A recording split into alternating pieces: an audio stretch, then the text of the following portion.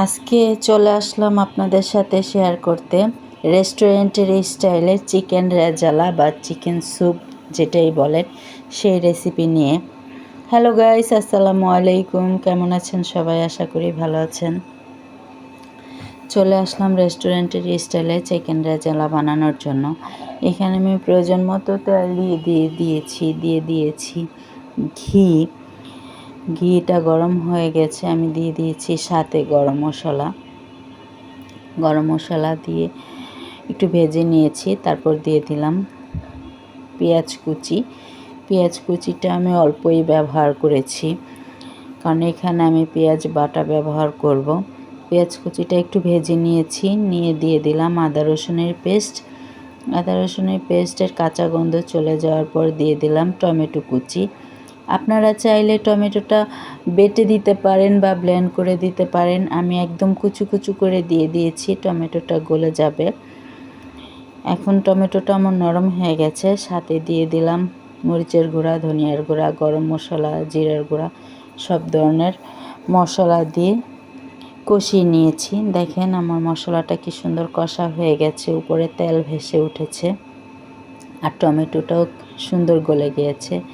এখন আমি ধুয়ে বেটে রেখেছিলাম কাজু বাদাম, কাঠবাদাম, আর সাথে দিয়েছি টক দই আর পেঁয়াজ বাটা।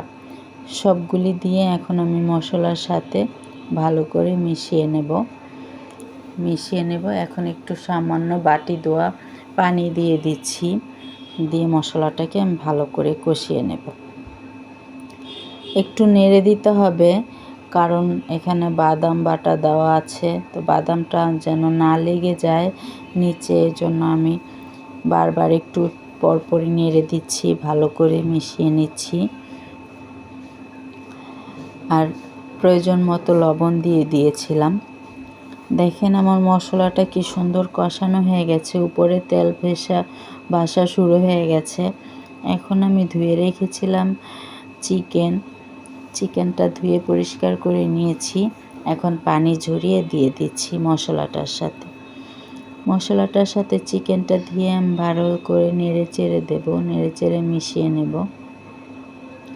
যতটা মশলাটা কষানো হবে ততই খেতে টেস্ট হবে, এজন্য আমি ভালো করে মশলাটার সাথে মিশিয়ে নিচ্ছিলাম। চিকেন ঢেকে দিয়েছিলাম, ঢেকে রান্না করতে রেখে দিচ্ছি। এদিকে আমি গুঁড়া দুধ গরম পানি দিয়ে গুলিয়ে নিয়ে এখন আমার চিকেনের মধ্যে দিয়ে দিলাম গুঁড়া দুধটা, কারণ আমার মাংসটা প্রায় আধা সিদ্ধ হয়ে গেছে। এখন গুঁড়া দুধটা দিয়ে দিলাম, দিয়ে আমি বেশ পুরোপুরি পরিমাণে সিদ্ধ করে নেব। মাংসটা আমার সিদ্ধ হয়ে গেলে আমি উপর দিয়ে দিয়েছি কাঁচামরিচ আর 2 টেবিল চামচ ঘি, আর লবণটা প্রয়োজন মতো দেখে নিয়েছি। বন্ধুরা, এভাবে বাসায় একদিন বানিয়ে খেয়ে দেখবেন, মুখে লেগে থাকবে স্বাদ। একদম রেস্টুরেন্টের মতোই স্বাদ হয় এই চিকেন রেজালাটা।